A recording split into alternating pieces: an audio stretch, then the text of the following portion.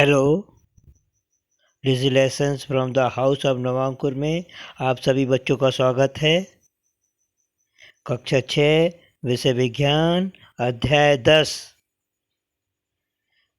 गति एवं दूरियों का मापन। बच्चों, गति एवं दूरियों का मापन पाठ पढ़ लिया।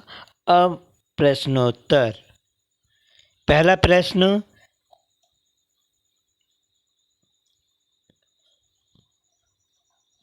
वायु, जल तथा थल पर उपयोग किए जाने वाले परिवहन के साधनों में प्रत्येक के दो दो उदाहरण लिखिए।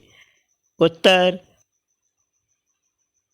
1. वायु परिवहन के साधन हैं हवाई जहाज, गैस का गुब्बारा। दूसरा, जल परिवहन के साधन हैं जलयान, मोटरबोट, नाव आदि। तीसरा, थल परिवहन के साधन हैं रेल, बस, कार, मोटर साइकिल आदि।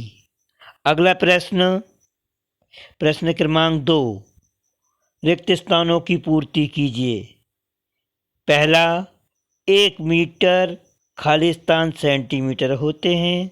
दूसरा, 5 किलोमीटर खाली स्थान मीटर होते हैं। तीसरा, झूले पर किसी बच्चे की गति खाली स्थान होती है। चौथा, एक सिलाई मशीन की सुई की गति खाली स्थान होती है। या एक साइकिल के पहिए की गति खाली स्थान होती है। बच्चों, अब इनके उत्तर सुने। पहले में आएगा 100 सेंटीमीटर। कितना आएगा? 100 सेंटीमीटर। ठीक है। फिर दूसरा जो कि है 5 किलोमीटर, उसमें आएगा 5000। कितना आएगा? 5000।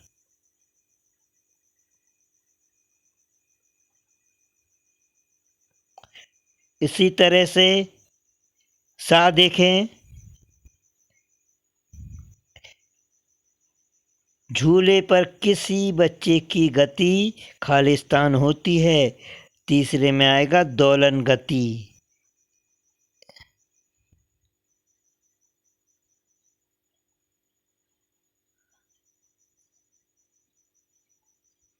दोलन गति आएगा। फिर इसी तरह से में देखें, एक सिलाई मशीन की सुई की गति खाली स्थान होती है। इसमें भी दोलन गति आएगी। क्या आएगी? दोलन गति।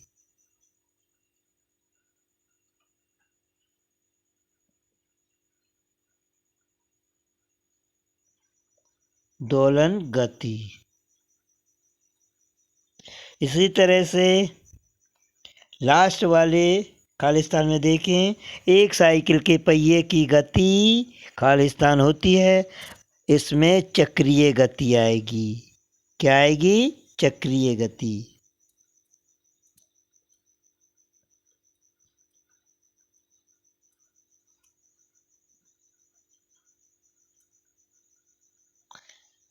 ठीक है बच्चों, तो इस तरह से ये खाली स्थान आपने भर लिए होंगे।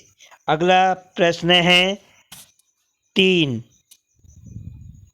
पग अथवा कदम का उपयोग लंबाई के मानक मात्रक के रूप में क्यों नहीं किया जाता? उत्तर देखें, कदम तथा पग पैरों की लंबाई प्रत्येक व्यक्ति की भिन्न भिन्न होती है। इसी कारण से इन्हें मानक लंबाई के रूप में नहीं माना जाता है। अगला प्रश्न है प्रश्न क्रमांक 4, निम्नलिखित को लंबाई के बढ़ते परिमाण में व्यवस्थित कीजिए। 1 मीटर, 1 सेंटीमीटर, 1 किलोमीटर, 1 मिलीमीटर। उत्तर: 1 मिलीमीटर 1 सेंटीमीटर, 1 मीटर और 1 किलोमीटर। अगला प्रश्न देखें, प्रश्न क्रमांक 6। प्रश्न क्रमांक 5। किसी व्यक्ति की लंबाई 1.65 मीटर है। इसे सेंटीमीटर तथा मिलीमीटर में व्यक्त कीजिए। उत्तर 1.65 मीटर बराबर 165 सेंटीमीटर बराबर 1650 मिलीमीटर। अगला प्रश्न 6वां। राधा के घर तथा उसके स्कूल के बीच तक की दूरी 3250 मीटर है। इस दूरी को किलोमीटर में व्यक्त कीजिए। उत्तर 3250 मीटर बराबर 3.250 किलोमीटर। अगला प्रश्न है प्रश्न क्रमांक 7। किसी स्वेटर बुनने की सिलाई की लंबाई मापते समय स्केल पर यदि किसी इसके एक सिरे का पाठ्यांक 3.0 सेंटीमीटर तथा दूसरे सिरे का पाठ्यांक 33.1 सेंटीमीटर है तो मैंने सिलाई की लंबाई कितनी है। उत्तर सिलाई की लंबाई 33.1 सेंटीमीटर ऋण 03.0 सेंटीमीटर बराबर 30.1 सेंटीमीटर होगा। अगला देखें प्रश्न क्रमांक 8। किसी चलती हुई साइकिल के पहिए तथा चलते हुए छत के पंखे की गति में समानताएं तथा असमानताएं लिखिए। उत्तर साइकिल तथा छत के विद्युत पंखे की गति चक्रीय गति है जो गति में समानता दर्शाती है। छत के पंखे में गति के साथ साथ स्थान परिवर्तन नहीं होता जबकि साइकिल के पहिए में गति के साथ साथ स्थान परिवर्तन भी होता है जो दोनों की गतियों में भिन्नता दर्शाता है। 9वां प्रश्न प्रश्न क्रमांक 9। आप दूरी मापने के लिए किसी प्रत्यक्ष मापक का उपयोग क्यों नहीं करते।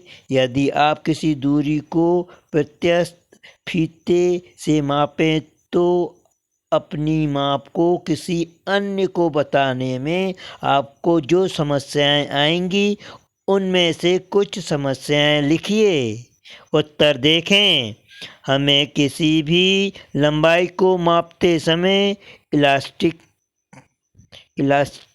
या प्रत्यास्थ मापनी का प्रयोग नहीं करना चाहिए। इसका कारण यह है कि मापनी द्वारा मापते समय वह खिंच जाएगी। लंबाई इलास्टिक के कारण कम या अधिक हो सकती है अतः हम इस प्रकार की मापनी से लंबाई की सही माप नहीं ले सकते हैं। इस प्रकार की मापनी से मापते समय लंबाई कम या अधिक हो सकती है। उत्तर 10वां। आवृत्ति गति के 2 उदाहरण लिखिए। उत्तर आवृत्ति गति के उदाहरण निम्नलिखित हैं। पहला लोलक की गति, दूसरा शिशु का झूला, तीसरा वृक्ष की शाखा का हिलना। बच्चों पाठ 10 के प्रश्नोत्तर पूर्ण हुए। आप सभी बच्चों को बहुत बहुत धन्यवाद।